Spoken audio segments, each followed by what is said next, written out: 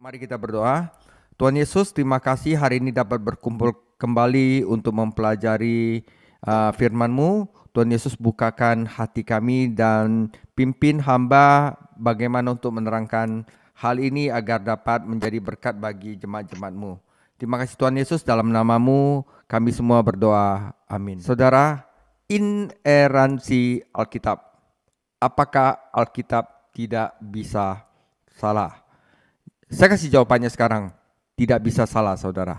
Alkitab adalah firman Tuhan yang berguna bagi kita.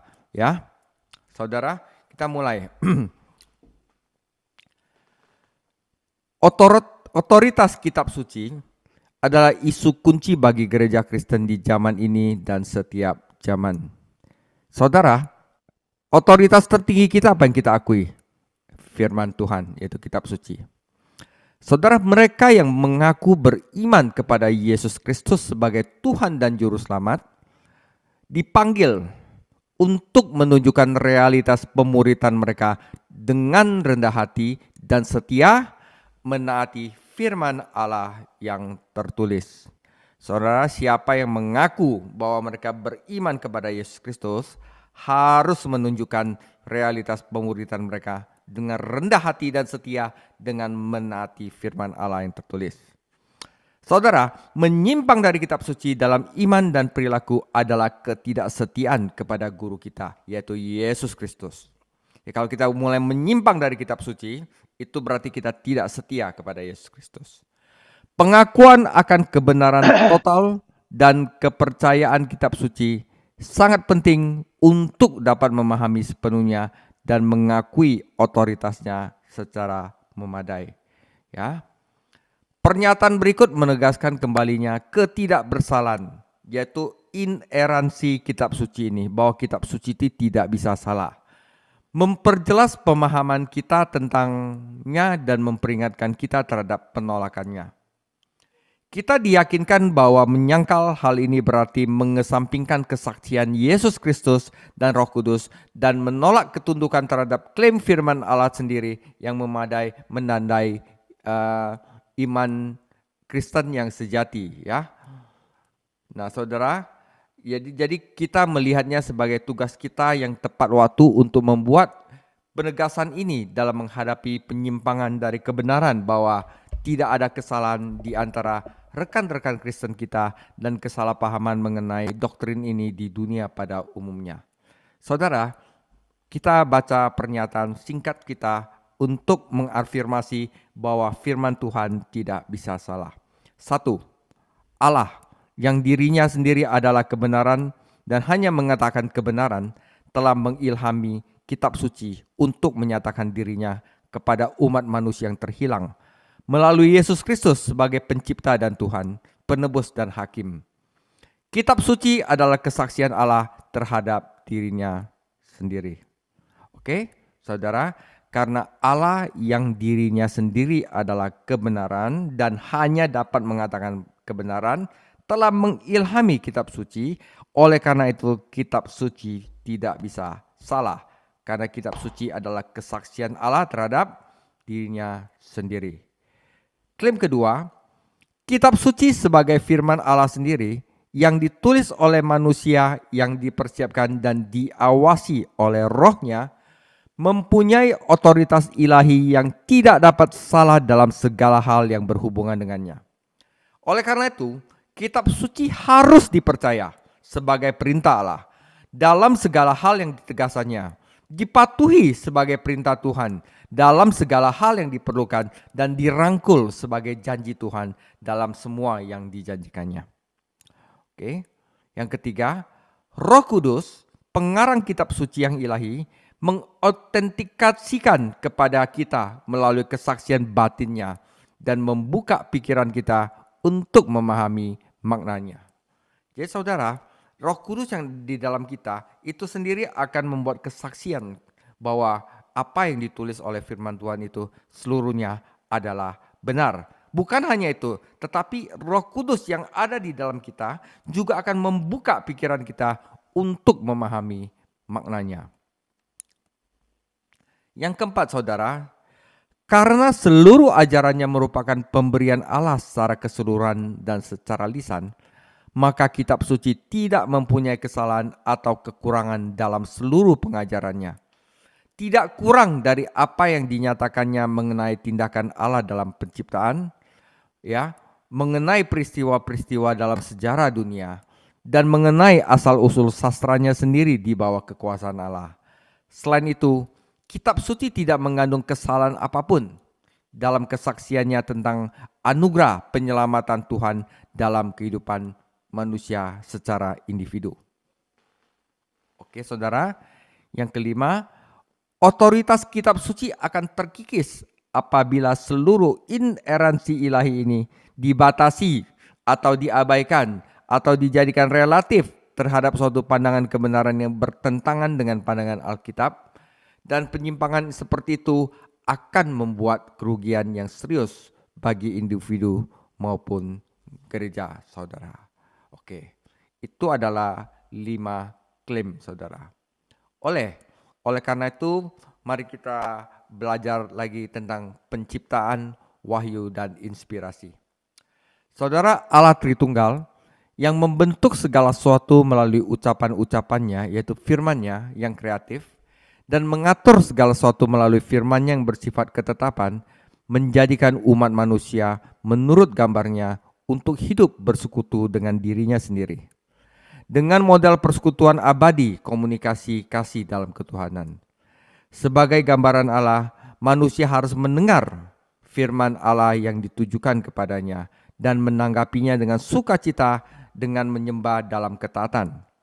Di luar penyingkapan diri Tuhan dalam tatanan ciptaan dan rangkaian peristiwa di dalamnya, umat manusia sejak dari Adam dan seterusnya telah menerima pesan-pesan lisan darinya, baik secara langsung sebagaimana tercantum di dalam kitab suci, maupun secara tidak langsung berupa sebagian atau seluruh dalam kitab suci. Saudara, ketika Adam jatuh, Sang Pencipta tidak meninggalkan umat manusia pada penghakiman terakhir, namun menjanjikan keselamatan dan mulai menyatakan dirinya sebagai penebus dalam serangkaian peristiwa bersejarah yang berpusat pada keluarga Abraham dan berpuncak pada kehidupan, kematian, dan kebangkitan Tuhan Yesus dan pelayanan surgawi saat ini, dan janji kembalinya Yesus Kristus. Dalam kerangka ini, Allah dari waktu ke waktu telah mengucapkan kata-kata spesifik tentang penghakiman dan belas kasihan. Janji dan perintah kepada umat manusia yang berdosa, sehingga hal ini menarik kembali mereka dalam hubungan perjanjian komitmen timbal balik antara Tuhan dan mereka, di mana Dia memberkati mereka dengan karunia rahmat dan mereka memberkati Dia dalam adorasi yang responsif. Musa yang digunakan Allah sebagai mediator untuk menyampaikan firman-Nya kepada umat-Nya pada masa keluaran, yaitu Exodus, berdiri di depan barisan panjang para nabi yang mulut dan tulisannya Allah masukkan firman-Nya untuk disampaikan kepada Israel.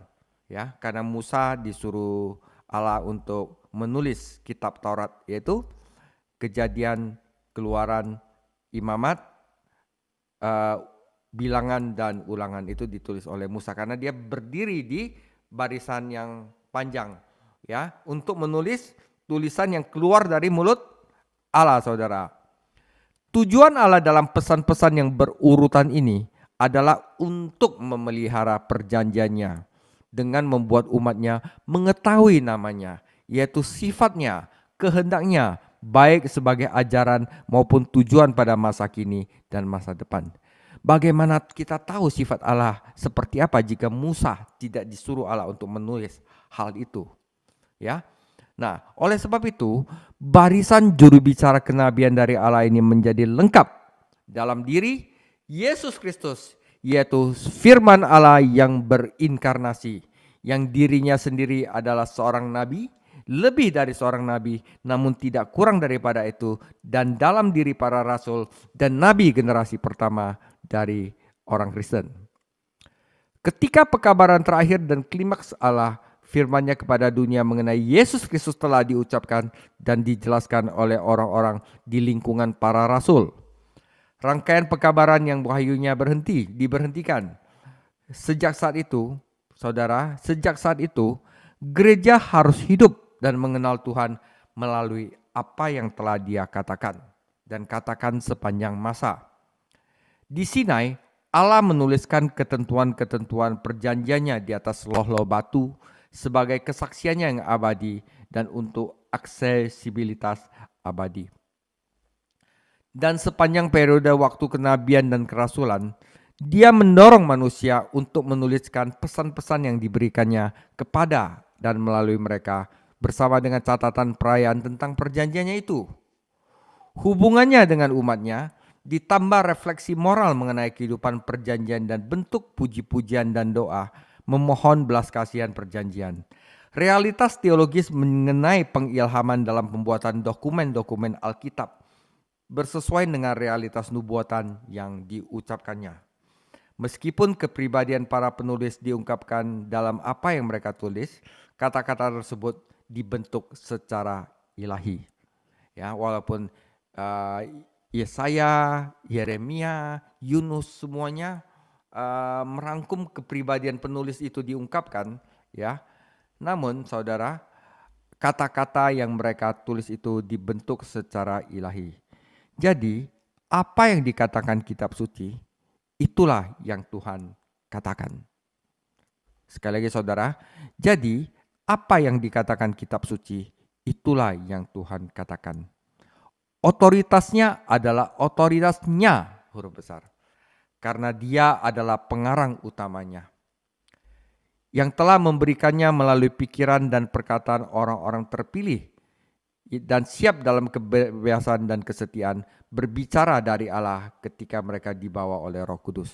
1 Petrus 1 ayat 21. Kitab suci harus diakui sebagai firman Tuhan karena asal muasalnya yang ilahi.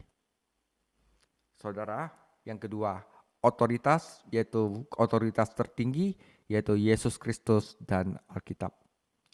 Yesus Kristus, Putra Allah yang merupakan sabda yang menjadi manusia, firman yang menjadi manusia, nabi, imam dan raja kita adalah perantara utama komunikasi Allah kepada manusia. Sebagaimana Dialah sumber semua anugerah Allah.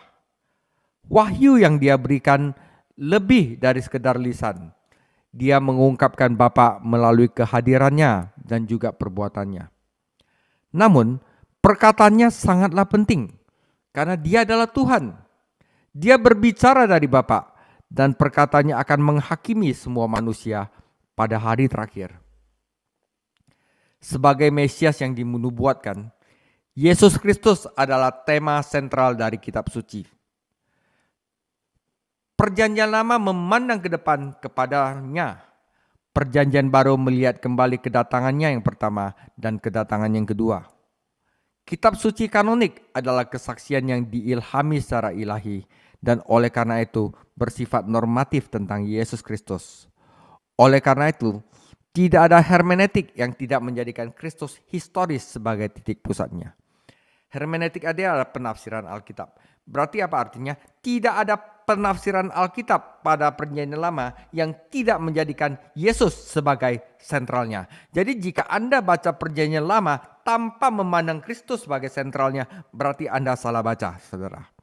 Ya, oleh karena itu tidak ada hermeneutika yang tidak menjadikan Kristus historis sebagai titik fokusnya yang dapat diterima.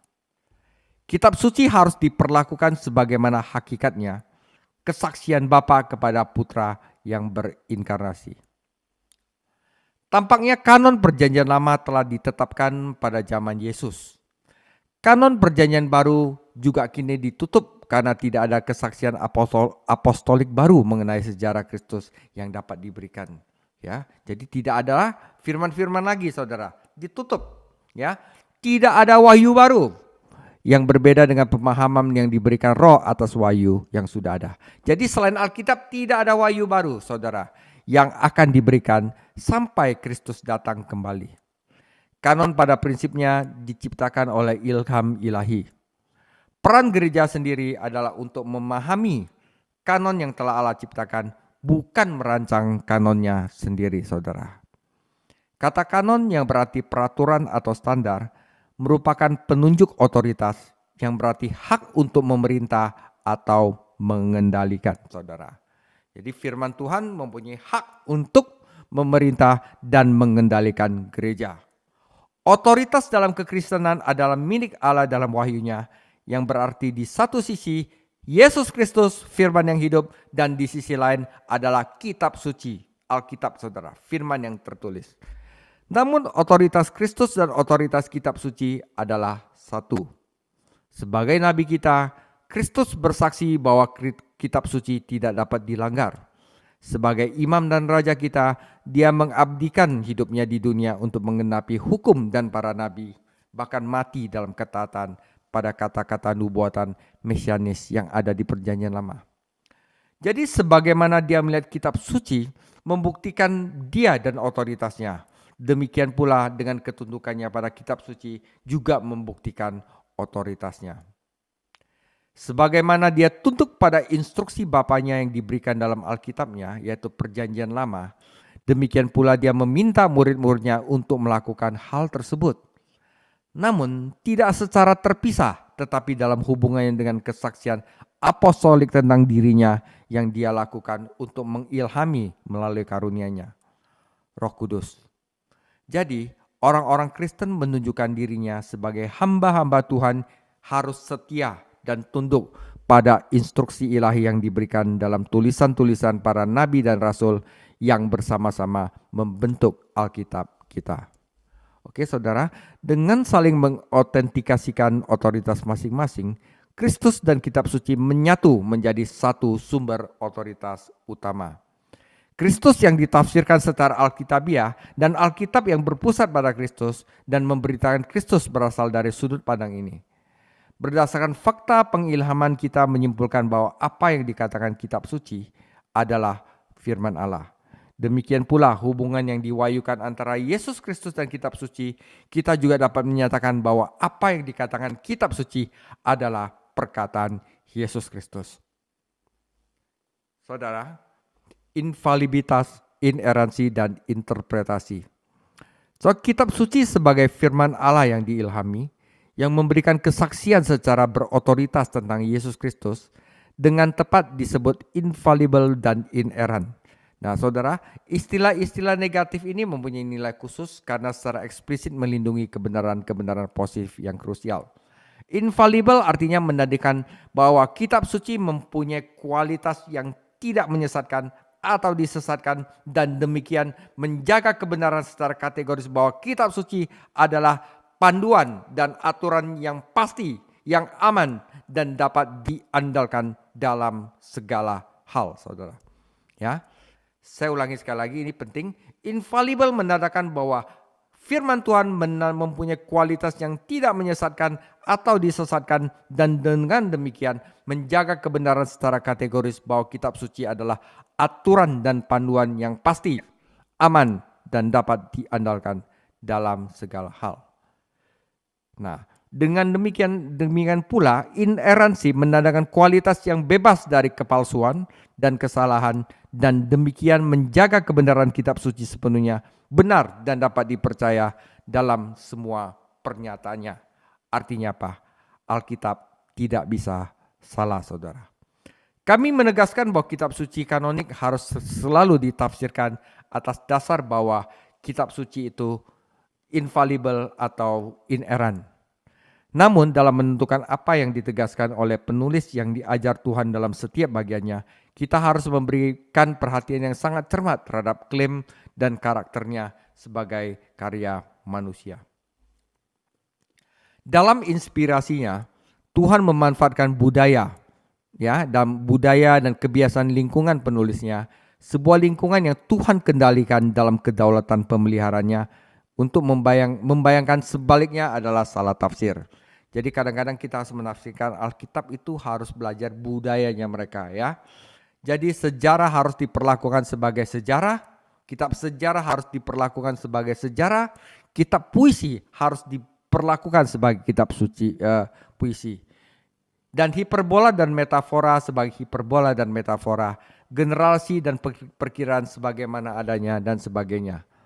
Perbedaan antara konvensi sastra pada zaman Alkitab dan zaman kita juga harus diperhatikan.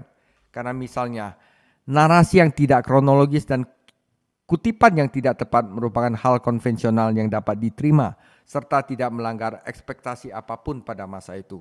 Kita tidak boleh menganggap hal-hal ini sebagai kesalahan ketika kita menemukannya. Mereka adalah penulis dalam Alkitab.